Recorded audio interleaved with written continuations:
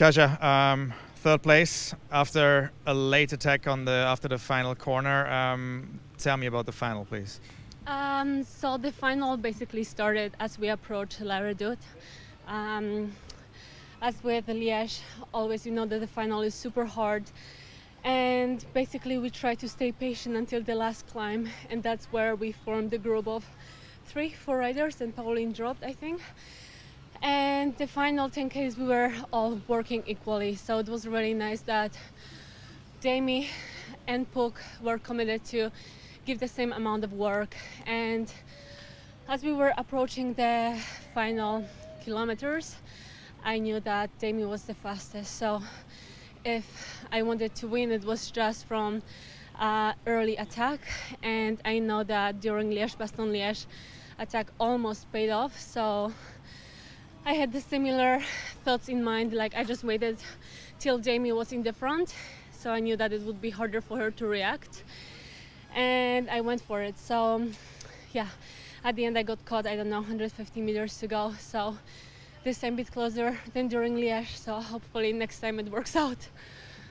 You, after the attack, you did a long sprint basically also to the line. Did you ever look back, or did you hear them behind you that they were just on your wheel?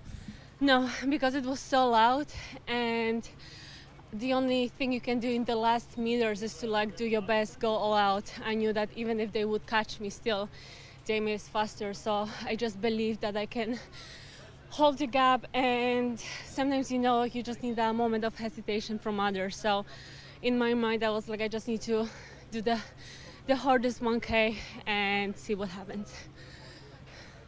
It's third place, so I guess a little bit of disappointment, even though you're kind of smiling now. Is it also the time you won that makes you think actually it's a good result?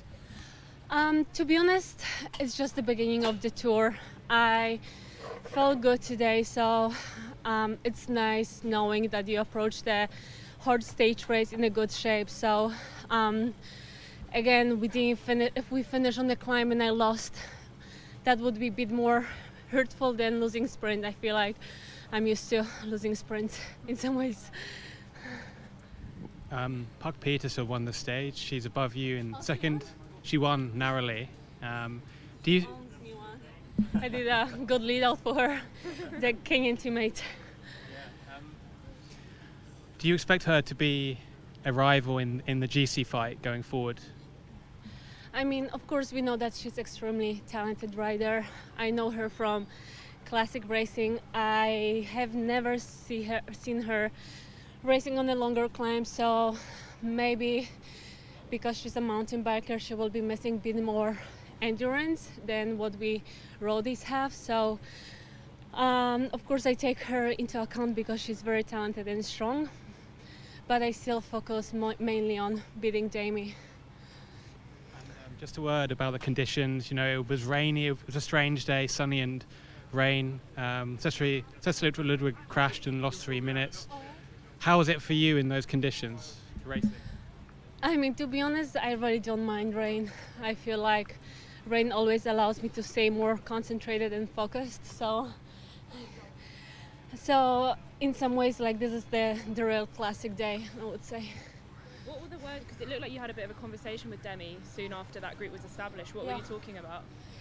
We were just exchanging whatever we heard in the radios, like what was happening behind us, like what was the gap, and usually we just share some sort of information we get, because in the finals it's quite hectic, like you don't really get the time difference and the radios are breaking up because the cars are really far behind, so whoever hears something, hey, then we share it. Were you surprised that teams didn't try and take this stage on a bit earlier and maybe try and attack SD Works, or did it go as you expected? That who? Okay. That other teams didn't try something a bit sooner in the stage, maybe? To be honest, I would say that Alpech and Phoenix, actually they tried on before La Redoute and on La Redoute, so I feel like they had a plan. Other teams were mainly like keeping their GC leaders in a safe position.